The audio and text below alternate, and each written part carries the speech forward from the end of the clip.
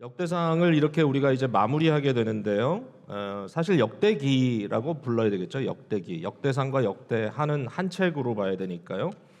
근데 역대상의 마무리는 다윗 왕의 40년에 다스리는 그 왕 그 기간 그 즉위하는 기관이 끝나는 그 순간까지 이제 오게 되는데 다윗은 우리가 읽지 않았지만 27절의 말씀처럼 헤브론에서 자기의 지파인 유다 지파를 7년 동안 다스렸고, 그리고 이스라엘 전체를 12지파로 모으고 예루살렘에서 33년을 다스렸다. 그래서 총 40년이라고 하는 시간이 그의 이제 왕권이었습니다. 자, 이제 다윗이 끝나는 것뿐만 아니라 우리 역대기에는 다윗으로부터 솔로몬으로 넘어가는 것을 굉장히 단순하게 표현하고 있고요. 이미 다윗이 그 모든 업무를 마치기 전에 솔로몬에게 소위 인수인계하는 그러한 모습을 우리가 역대상 뒷부분에서 볼 수가 있는데요. 오늘 본문 안에도 그런 이야기가 등장하고 있습니다. 이 후계자는 솔로몬, 여러분 너무나 잘 아시는 왕이시죠. 다윗이 정말 성전을 건축하고 싶었어요. 너무너무 건축하고 싶어가지고 결국 그 업무를 본인이 끝을 내지 못하고 그가 하지 못하고 솔로몬에게 넘겨야만 한다는 하나님의 말씀을 들었음에도 불구하고 정말 솔로몬은 뭐 자기 주머니에서 일전 한 푼 보태지 않아도 될 정도로 아무것도 더 준비할 필요가 없이 완벽하게 준비해 주었던 것을 우리가 볼 수 있는데 정말 뭐 겹겹으로 준비를 했습니다. 겹겹으로 굉장히 많이 준비하게 되었거든요. 성전 건축을 위한 온전한 준비, 온전한 드림, 이 얘기가 이제 29장에 특별히 이제 마무리되고 있어요. 29장 1절을 한번 보시겠어요?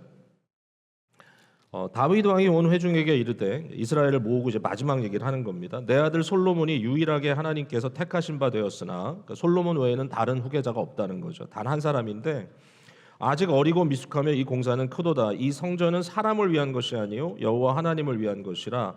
내가 이미 내 하나님의 성전을 위하여 힘을 다하여 준비하였나니 곧 기구를 만들 금과 은과 놋과 철과 나무와 또 만호와 가공할 검은 보석과 채석과 다른 모든 보석과 옥돌이 매우 많으며, 뭐 말이 끝이 나진 않아요. 거기에다가 자기 개인의 이 재산까지 엄청난 액수를 내가 바쳤다 이렇게 설명하고 있고, 여기에 더해서 이스라엘 백성들이 자원하는 마음으로 왕의 그 심정을 이해하고 거기에 동참하는 그런 이야기가 쭉 진행이 돼요. 그러니까 정말 다윗은 최선을 다해서 성전을 지었고, 사실 역대기의 핵심적인 내용은 바로 이 성전 건축이고, 이것이 역대상에는 준비되고 역대하 시작하는 부분부터 성전이 건축되고 솔로몬에 의해서, 그리고 마지막에 역대하가 끝나는 지점은 이렇게 노력해서 아름답게 지었던 성전이 파괴되는 것으로, 결국은 또 재건돼야 되는 것으로 이렇게 이제 나오는 것을 볼 수가 있어요.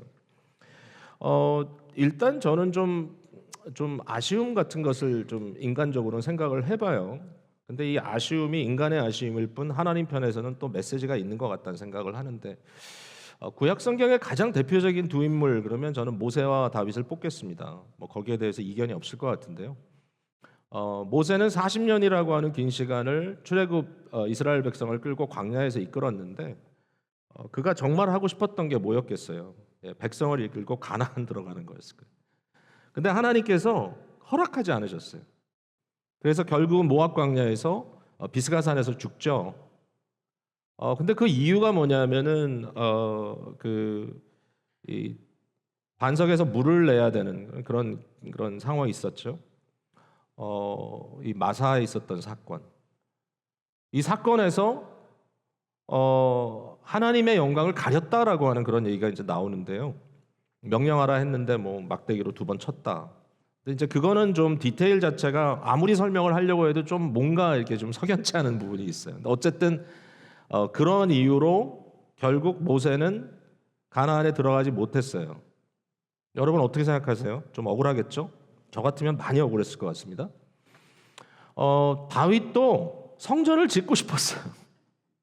그 성전을 짓고 싶었기 때문에 그가 예루살렘에 입성하자마자 했던 게 뭐냐면은 언약궤를 예루살렘으로 모시고 온 거거든요.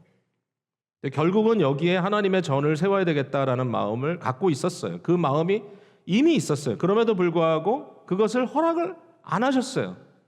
인간적으로 또 거기에도 답이 있어요. 왜 안 했냐?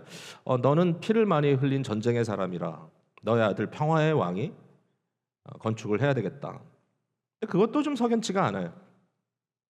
그런 이유만으로 과연 안 됐을까? 여러분, 하나님의 방법이고 하나님의 뜻이라고 우리가 이야기할 수 있지만 결국 이러한 성경의 내용들이 우리에게 남기는 것은 일종의 아쉬움이에요. 아쉬움. 뭔가 그 자체가 완성이 아니구나. 그러니까 모세가 모세로서 완벽한 인간도 아니고 다윗이 다윗으로서 완벽한 인간도 아니고 어떠한 인간이 처음부터 마지막까지 본인에게 모든 것이 다 한 몫으로 주어지는 것도 아니고 인생에 대해서 좀 배울 수 있는 것 같긴 합니다. 또 어쨌든 이 성전 건축에 대해서 역대기 저자가 이렇게 많은 관심을 갖고 있는 것은 저는 이렇게 생각을 해봤어요. 이것이 제2성전의 관점에서 이걸 쓰고 있기 때문이다. 이 제2성전은 무슨 말인가 하면 역대기는 언제 쓰냐면요. 그러니까 이제 결국 유대인들이 바벨론 포로기에 갔다가 70년 만에 다시 돌아오잖아요. 그러니까 수르바벨이라는 사람을 중심으로 해서 돌아와서 하는 게 뭐냐면 예루살렘의 성전을 다시 세우는 겁니다. 예루살렘 성전을 다시 세우는데 앞서 세웠던 그 솔로몬의 성전의 영광에는 미치지 못하죠. 당연히 안 돼요. 이제 그 모습을 보면서 역대기 기자는 이 내용을 역사적으로 다시 구성해서 기록하는 겁니다. 한 600여 년 전 이렇게 있었던 일들을 지금 얘기하고 있는 다윗 얘기를 한다면 그러니까 이런 이야기를 써나가면서 지금 뭔가 자기들이 하고 있는 이 상황 속에의 불완전함을 지금 고민하고 있다. 하나님이 지금 무슨 역사를 하고 계시는가? 자, 여러분 에스라 3장 12절 말씀 제가 한번 읽어볼게요. 한번 들어보세요. 바로 제2의 성전을 건축하기 위해서 기초를 놓았던 그 순간에 이런 일이 벌어졌습니다. 제사장들과 레위 사람들과 나이 많은 족장들은 첫 성전을 보았으므로 이제 이 성전의 기초가 놓임을 보고 대성통곡하였으나 여러 사람들은 기쁨으로 크게 함성을 질렀다. 포로기에 잡혔다가 돌아온 사람, 한 70년이란 기간을 지나고 와서 돌아온 사람들인데 나이가 많이 들었겠죠. 이제 그 중에는 제사장을 지낸 사람도 있고 레위 사람도 있었는데 또 나이 많은 족장들도 있었는데 다윗과 솔로몬을 통해서 지었던 성전의 그 아름다운 모습을 저들이 기억하는 거죠. 그걸 봤다는 거죠. 근데 이 두 번째 성전의 기초를 놓는 순간에 그들이 대성통곡을 했다는 거예요. 이 울음의 의미가 뭘까? 명확하게 이래서 울었다라고 나와 있진 않아요. 진짜 살펴봐도. 근데 컨텍스트를 놓고 보면 이게 뭐냐면은 슬펐던 거죠. 앞서 보았던 다윗과 솔로몬의 성전의 영광에는 전혀 미치지 못하는 너무나 초라한 성전의 기초가 놓여지는 것을 보고 그들은 대성통곡하였는데 그것조차 보지 못하였던 새로운 세대는 그래도 성전이 재건된다 하니 기뻐서 크게 함성을 질렀다. 이 다음 구절에 뭐라고 써있는지 아시죠? 그들의 통곡 소리와 그들의 기쁜 함성 소리가 동시에 터져서 이게 울음인지 웃음인지를 구별할 수가 없었다. 여러분 이게 뭔가 도대체 왜 이 역대기를 쓰고 있는 이 분이 이렇게 썼을까? 이 내용을 왜 그리고 이런 경험이 있었을까? 여기에 이 갈등이 있는 상황, 기쁜데 기쁘지 않고 슬픈데 슬프지 않은 이와 같은 이 갈등 속에 있는 상황의 모습을 우리가 그럼 어떻게 이해해야 될까? 저는 이제 영적 이 영적 갈망이라고 하는데 어떤 구조가 있다고 생각이 돼요. 영적 갈망. 우리 모두에게 영적인 갈망이 있습니다. 우리 마음속에 이제 갈망이 있거든요. 러닝이 있는데 여기에는 이제 구조가 있다고 보게 됐어요. 그 구조는 단순히 시간적 구조입니다. 과거, 현재, 미래. 과거에는 뭐냐? 과거에 주셨던 은혜와 그때 받았던 영광을 기억하는 거죠. 과거에 역사 속에 있었던 은혜와 영광을 기억하는 것, 이게 굉장히 중요한 한 단계고요.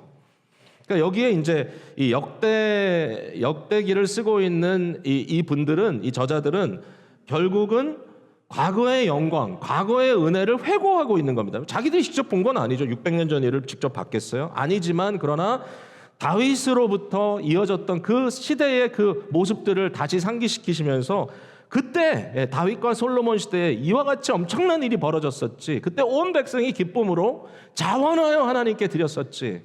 그들의 기쁨이 정말 하늘을 찔렀다. 뭐 이런 이야기들을 구성해내면서 이제 그때의 은혜, 그때의 영광을 다시 기억해내는 것이죠. 우리에게도 그런 기억이 있죠. 역사를 재구성하는 분들이 이제 그런 기억들을 하는데 신앙인으로서 우리의 기억은 뭘까요? 저는 생각해 보니까 당연히 앞서 오신 그리스도 예수의 이 초림 사건이라고 저는 생각합니다.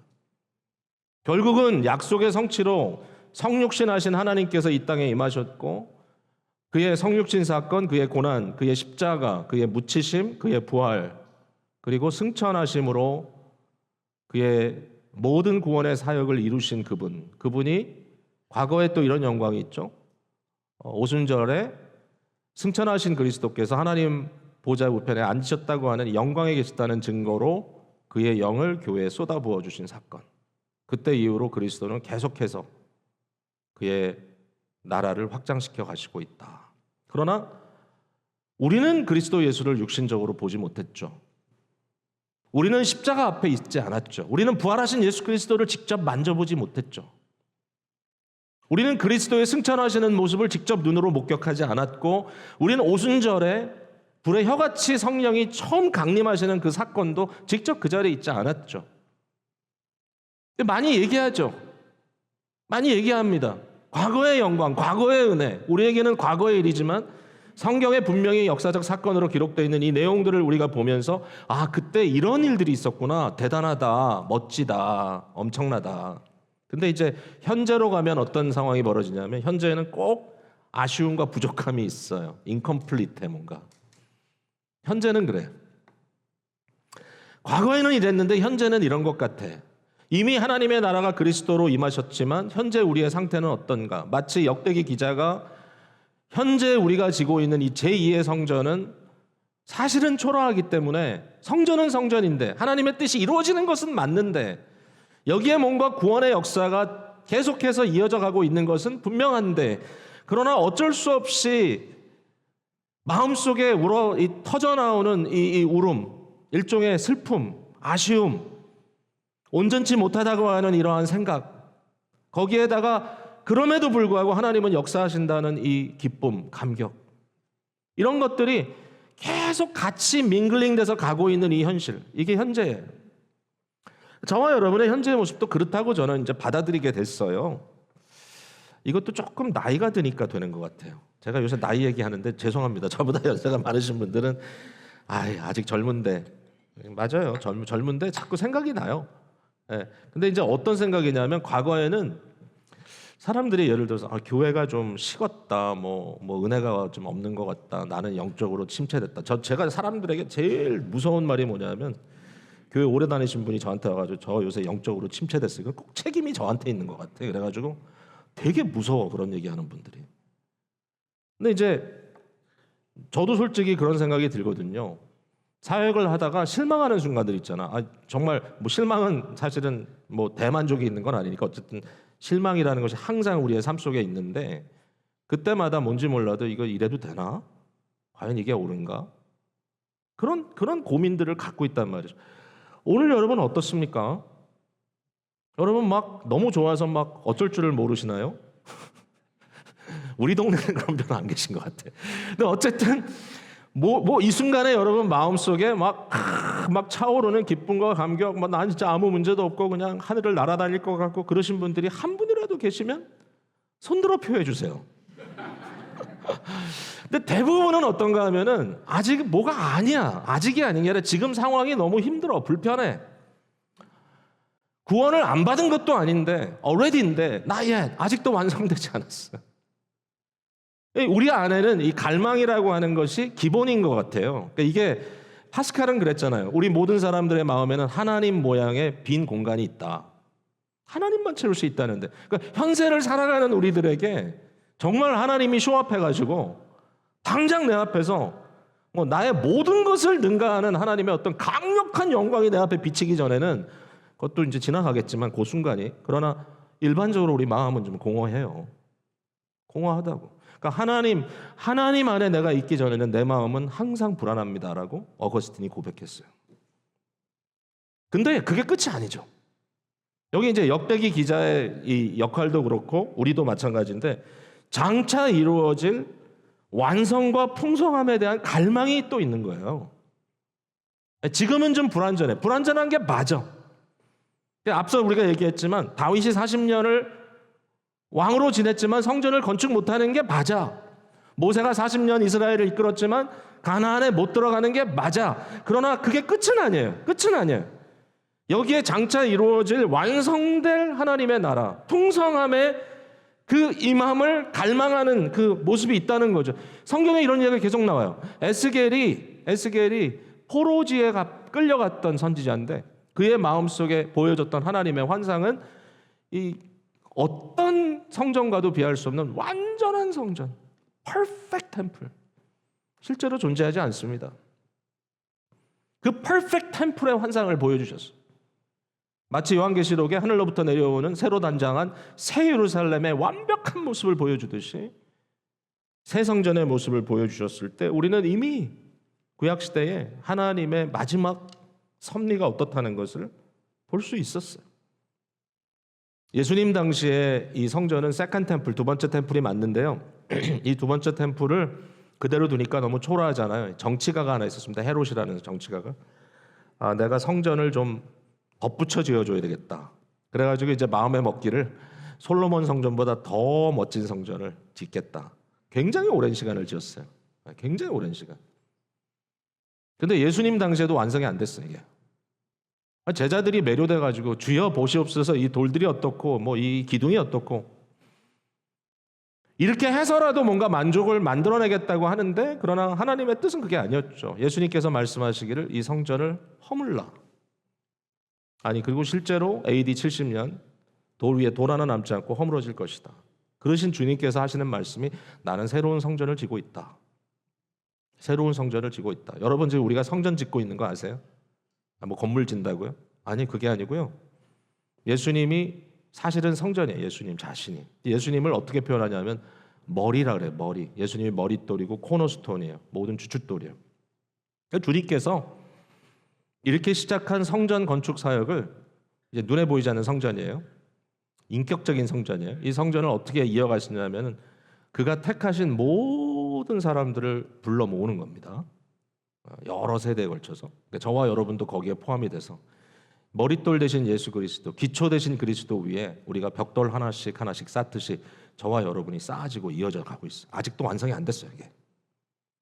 그래서 주 예수 그리스도께서 딱 선언하실 거예요.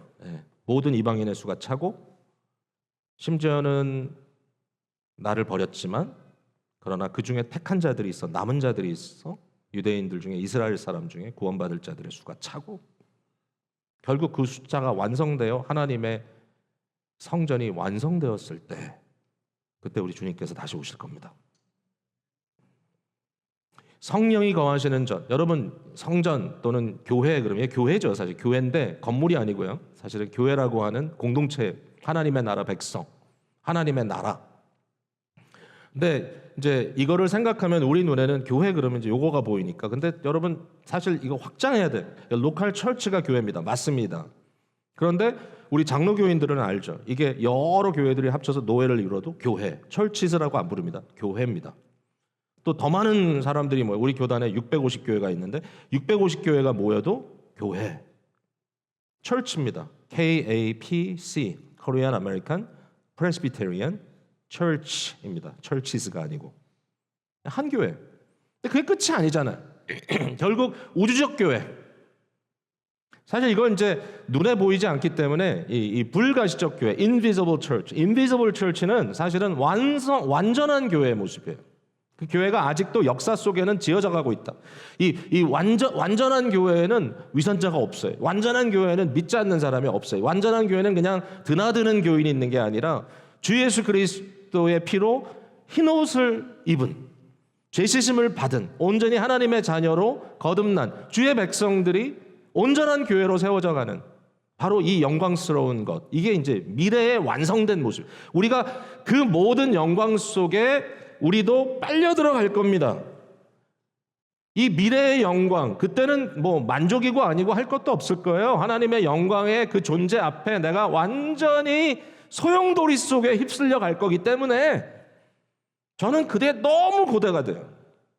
뭐 세상의 작은 아름다움만 봐도 야 매료되잖아요. 근데 거기에 타임스 몇을 해야 되겠어요. 하나님의 어떤 예비하신 영광, 그 영광, 이 세상에서 무슨 영광을 우리가 누리겠어요? 무슨 영광을? 뭐 잠시 기쁠 뿐이지 하나님의 영광을 사모하는, 결국 장차 임하실 그 영광, 그 영광을 사모하면서 이 세상의 그 무엇도 더 이상 두려워하지 않을 수 있는 이 미래에 대한 갈망, 이게 우리의 갈망의 구조인 것이죠.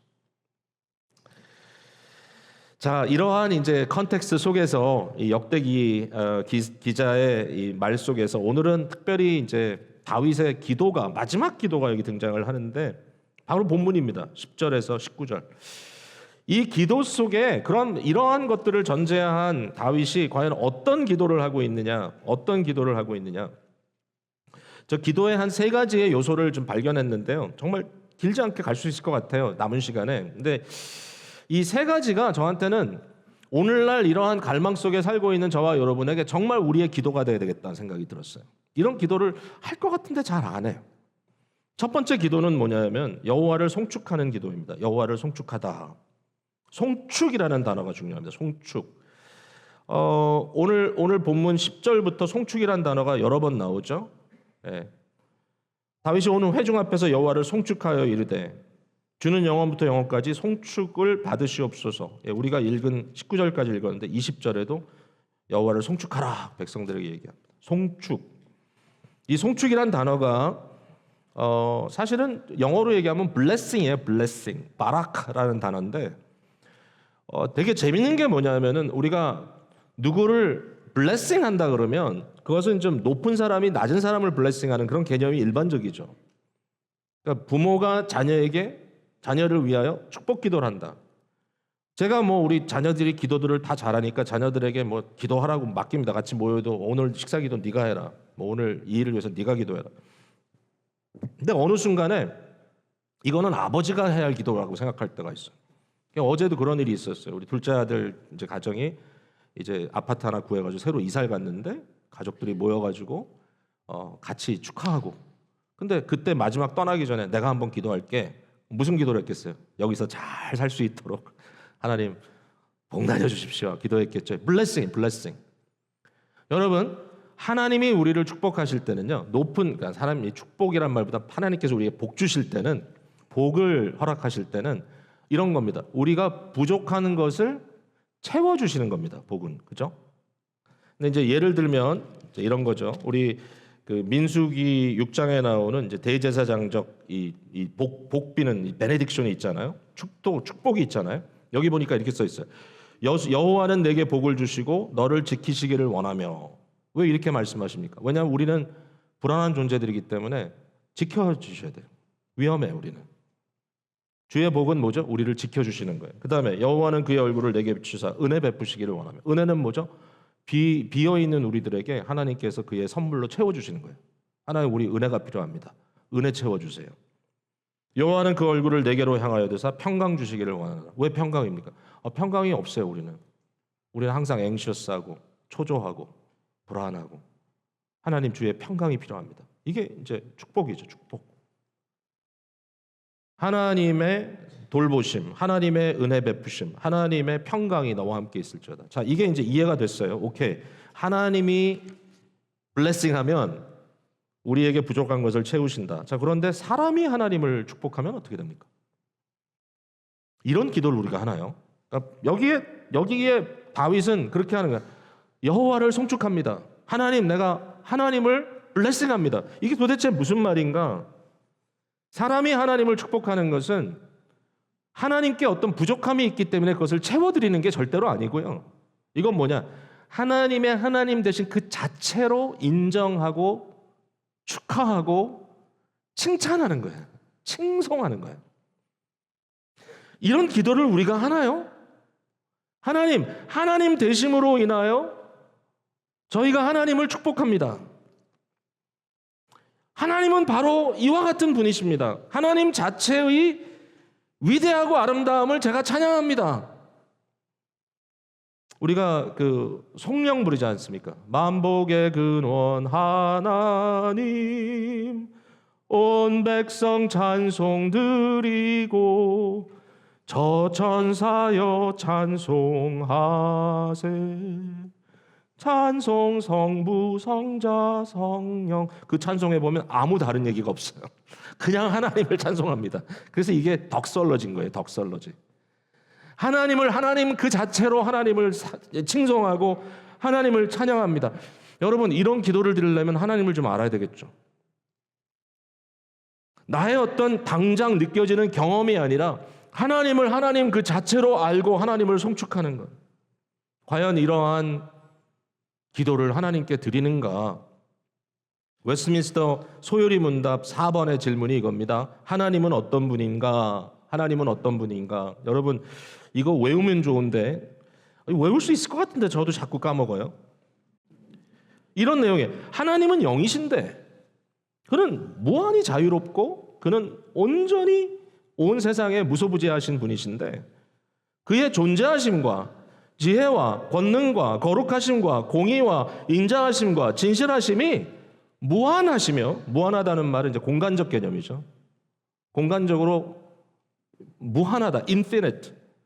영원하시며 시간적 개념이죠. 시간적으로 이 시간 어느 부분도 하나님의 타치가 없는 곳이 없다. 사실은 시간 밖에도 계신다, 하나님을. 영원하시며 불변하신다. 이러한 하나님의 완벽한 상태가 절대로 변하지 않는다. 오늘은 하나님이 컨디션이 좀 안 좋으시네. 뭐 이런 케이스가 없다. 제가 오늘 아침에 딱 그걸 느꼈거든요. 네. 아침에 일어났는데 오늘 컨디션이 좀 안 좋네. 제 컨디션이 안 좋아도 유일한 소망은 하나님의 컨디션은 절대로 바뀌지 않는다는 거죠. 이렇게 예배드릴 때 우리가 찬양하고 경배하는 하나님은 절대로 바뀌지 않는다. 다시 한번 읽어볼게요. 하나님은 영이신데 그의 존재하심과 지혜와 권능과 거룩하심과 공의와 인자하심과 진실하심이 무한하시며 영원하시며 불변하시다. 이건 좀 알아야 되겠죠. 하나님으로 인하여 하나님 자신 그 자체로 인해서 하나님을 찬양합니다. 두 번째는 뭐냐면 첫 번째는 송축이고요. 두 번째는 감사입니다. 감사. 여호와께 감사하다 이거죠. 12절에 그 얘기가 나오죠. 13절입니다. 13절. 우리 하나님이여 이제 우리가 주께 감사하오며 중에 영화로운 이름을 찬양하나이다. 나와 내 백성이 무엇이기에 이처럼 즐거운 마음으로 드릴 힘이 있었나이까? 모든 것이 주께로 말미암았사오니 우리가 주의 손으로 받은 것으로 주께 드렸을 뿐이니이다. 다 주께서 주셔서 우린 드렸습니다. 우리는 우리 조상들과 같이 주님 앞에서 이방 나그네와 거류민들이라 세상에 있는 날이 그림자 같아서 희망이 없나이다. 그런데 주께서 우리를 이처럼 품으셔서 주의 백성 삼아 주셨습니다. 그러니까 이 송축이라는 것은 앞서 우리가 다 읽지는 않았지만 하나님의 위대하심, 권능, 영광, 승리와 위엄 모든 것 다 주의 것입니다 라고 하는 주님 자신 그 자체로 아무것도 없었다 할지라도 하나님은 그 자체로 영광을 받으실 분이라고 하는 송축이라면, 감사는 뭐냐면 그가 하신 일 때문에 what he did, who he is가 아니고 what he did, 하나님이 자체를 이 찬양하고 경배하는 것이 아니라 감사는 뭐냐면 그가 하신 일로 인하여 그에게 감사하는 것. 이게 이제 감사의 기도가 되는 것이죠. 모든 것이 다 주께서 하신 것입니다. 하나님께서 하신 일이 뭡니까, 여러분? 뭐 많이 하셨죠. 하나님 다 하셨죠. 제가 간단하게 세 가지로 정리해 드릴게요. 자, 요거 따라하세요. 첫 번째 창조, 두 번째 섭리, 세 번째 구원. 누가 여러분께 물어보시면 하나님이 도대체 뭘 하셨는데요? 그럼 여러분 굉장히 똑똑하게 말씀하셔야 됩니다. 창조와 섭리와 구원을 하셨습니다. That's it. 많이 하셨지만 모든 게 다 이 세 가지 카테고리 들어갑니다. 창조는 무슨 뜻인가 하면요, 나 자신을 포함해서 여러분 모두를 포함해서 이 세상에 그 무엇이라도 하나님을 근거로 하지 않고 생긴 것은 하나도 없다는 거예요. 나는 내 것이 아니야, 하나님 것이. 하나님이 만든 거예요. 그거를 이해하는 순간에 우리의 모든 생각들이 정리가 돼. 하나님의 창조를 믿지 않으면 뭐 누가 뭘 창조했대, 이 사건, 이게 아니라 나는 하나님으로부터 온 존재야. 하나님이 아니었다면 나는 없어. 여러분, 바로 그거죠. 두 번째는 뭐죠? 창조하신 그것을 하나님이 보존하시고 다스리신다. 그 속에 우리가 살고 있다. 우리는 하나님 안에 살고 하나님 안에 거동하고 하나님 안에서 존재한다. 저의 삶 속에 있었던 모든 일들 하나님의 지켜내심과 다스림 속에 있었습니다. 아니 슬프고 어려운 날도 있었겠죠. 오늘도 아마 여러분의 삶 속에 지금 굉장히 힘든 과정을 가고 있는지도 몰라요. 그러나 이걸 믿어야 돼. 하나님은 여전히 나를 지켜내시고 나의 영혼을 구원해 내실 겁니다. 하나님은 나를 마지막까지 다스릴 것입니다. 저는 3개국의 시민이 되어봤고요. 여러 과정 속에 다시 시작하고 다시 시작하고 다시 시작하는 것들을 경험해 보았고 정말 맨 땅에 헤딩을 하는 것 같은 순간들이 있었고 27년의 귀한 사역도 있었는데 그러나 어느 순간에 제가 이거다 내가 잘해서 한 거야 라고 말할 수 있겠습니까? 우리의 인생 자체가 하나님의 섭리였어. 그의 지켜주심. 이거를 믿는 순간에 세계관이 바뀌어요. 자랑할 게 없어요. 그죠? 하나님이 우리에게 모든 것을 은혜로 주신 것 우리가 믿음으로 구원을 얻는 이유가 뭐냐? 자랑치 못하게 하려 하십니다. 세 번째가 뭐죠? 구원은 뭐냐면 죄와 허물로 또 죽음이라고 하는 것에 이 두려움과 그 실제 그것으로 인하여 아주 미저러블한 인생 결국은 파멸에 빠질 수밖에 없는 우리를 구원하시고 우리를 하나님의 아들과 딸로 삼으셔서 우리를 그의 영광 속으로 거두어 주실 것이다 라는 구원. 이거 하나님께서 하신 겁니다. 하나님 이걸 하셨잖아요. 감사해야죠. 그러니까 우리의 기도가 이와 같이 하나님께 감사하면 된다. 자, 처음에는 하나님으로 인하여 주를 송축합니다. 두 번째는 하나님 주께서 하신 창조와 섭리와 구원의 역사로 인하여 주님께 감사합니다. 주여 영광 받아 주옵소서. 마지막 세 번째입니다. 세 번째는 뭐냐면 간구입니다. 간구. 이제 간구가 나오네요. 여호와께 간구하라. 여호와께 구하라. 다윗이 이제 기도 내용 속에 이제 간구하는 내용이 이제 등장을 하는데요. 이 간구하는 내용이 굉장히 저는 여기에 이제 특별한 의미가 어디 있냐면은 17절 앞부분에 있는 것 같아요. 뭐라고 써 있냐면 이렇게 써 있어요. 나의 하나님이여 주께서 마음을 감찰하시고 정직을 기뻐하시는 줄을 내가 아나이다. 그랬어요. 정직을 기뻐하는 줄을 내가 아나이다. 그래서 그가 뭘 기도하냐면은 모든 백성들의 마음을 준비하여 주께로 돌아오게 하시고 내 아들 솔로몬에게 정성된 마음을 주십시오. 기도합니다. 자, 여기 설명을 좀 해볼게요. 하나님이 뭘 기뻐하실까? 하나님이 기뻐하시는 걸 우리가 구하면 하나님 들어주실 거 아니에요, 그렇죠? 우리 아버지께서 뭘 기뻐하실까? 아버지께서 기뻐하시는 게 뭐냐면 정직한 마음이에요. 정직한 마음. 이걸 누가 알겠어요? 다윗이 알지. 사무엘하에 보면 이런 얘기가 나오고 그 다음에 사도행전에 등장하는 스데반의 설교에도 그 얘기가 나오죠. 다윗을 특정하는 한 구절이 있습니다. 다윗을 뭐라고 특정하냐면 하나님의 마음에 합한 사람. 근데 이제 영어로 이렇게 돼 있어요. One 사람 whose heart is after God's heart. 이 말이 되게 희한하죠. 하나님의 마음에 따라 마음을 가진 사람. 근데 여기에 대한 해석이 굉장히 많거든요. 이게 무슨 뜻일까? 근데 저에게 제일 마음에 드는 해석이 뭐냐면 이 말은 뭐냐면 다윗은 항상 그의 마음이 하나님 앞에 정직했다. 하나님 앞에 투명했다. 그 마음 어느 한 구석도 하나님께 감추어 둔 곳이 없었다. 놀라운 얘기가 나옵니다.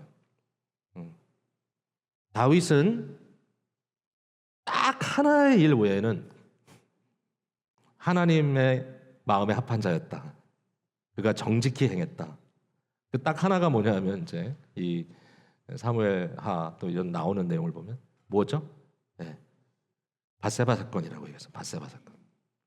그러니까 밧세바와 함께 간음하고 사실 간음이라기보다는 폭력이라고 봐야 되겠죠. 처음에는 네, 폭행을 한 거죠.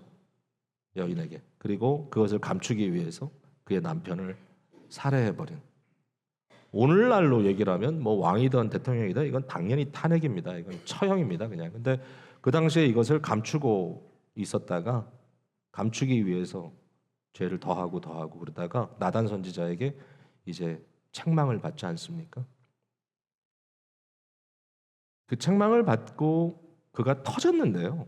저는 그렇게 생각해요. 뭐 감췄다고 해서 아무 일도 없이 태연하게 살았을까? 여러분, 우리가 죄를 감춰본 경험들은 다 있으실 텐데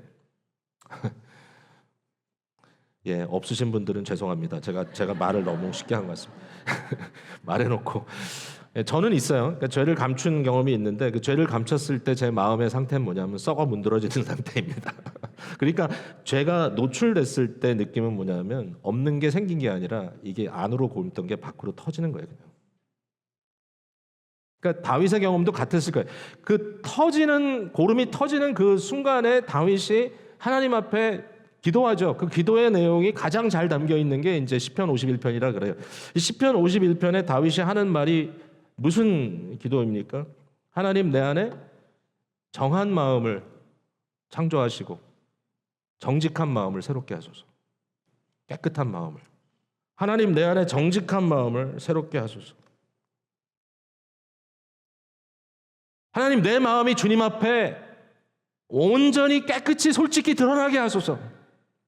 아니, 완전한 사람은 없습니다. 완전한 사람이 어디 있겠어요? 그러나 주님, 내가 하나님과 평생 살아가면서 하나님을 기만하는 자가 되지 말게 해주십시오. 내 마음에 조미료 치지 말게 하시고 내 마음 있는 그대로 주를 예배하게 해주십시오. 근데 이제 중요한 건 이 마음이 갈리지 않는 거잖아요. 이게 우상 숭배의 문제는 하나님 버리고 우상을 섬기는 게 아니에요. 이스라엘 백성의 우상 숭배는 하나님도 섬기고 우상도 섬기는 거예요. 우리의 예배의 문제는 예배 속에 하나님이 없는 게 아니에요. 하나님의 이름을 부르지만 우리 마음에 그 하나님을 생각하기에 온전히 그에게 드리기에는 부족한 그 갈라진 마음이 있다는 거예요. 그게 뭔가 지금 이 순간에 나를 혼탁하게 하는 것, 내 마음을 어지럽게 하는 것, 내 마음을 지치게 하는 것, 하나님 앞에 온전히 내 마음을 홀리 드리지 못하도록 하는 것이 뭔가, 그게 우상입니다. 주여, 기도해야 되겠죠. 내 마음을 정직하게 온전하게 해주십시오. 아들 솔로몬을 위해서 내 아들 솔로몬에게 정성된 마음을 주십시오. 정성된 마음이 번역이 이렇게 됐는데요. 이건 그냥 한 마음을 주라는 거예요. 나뉘지 않은 undivided. 영어 성경에는 번역을 잘했더라고요. whole heart. 발음도 힘드네. whole heart. whole 그러니까 갑자기 생각나죠. whole food 생각나지 않습니까, 여러분? 제가 갑자기 생각한 건 아니고요. whole food. 왜 whole food일까? 값이 비싸도 저 whole food 좋아합니다. 예, 왜 값이 비싸도 홀푸드? 홀푸드의 개념은 뭐냐면 올게닉이 많습니다. 여기는 뭐 이상한 거 치지 않은 겁니다. 여기는 건강한 음식, 순수한 음식을 많이 갖고 있습니다. 뭐 사실 다 사실인지 모르겠지만 그래도 홀푸드에 비싼 값을 주고 우리가 즐겁게 쇼핑하는 이유는 여기에 뭔가 순수함이 있다.